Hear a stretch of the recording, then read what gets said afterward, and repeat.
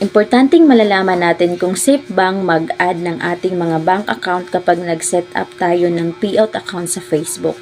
So, gaya ng pag-connect ng ating ATM account o pag-link ng PayPal account natin.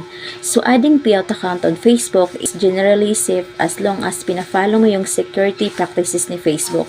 Yun na yung ibigay mong impormasyon sa pag-connect is authentic. At na-add yung payment account nyo, huwag kayong mag-alala, sigurado na safe yung account nyo dahil si Facebook employs encrypted and security measures to protect our payment information. At kung naka-experience kayo ng mga issues about sa payment account niyo or you have a question, try to contact Facebook team or punta ka sa Mita Help Support para masagot nila kung ano man yung mga katanungan niyo.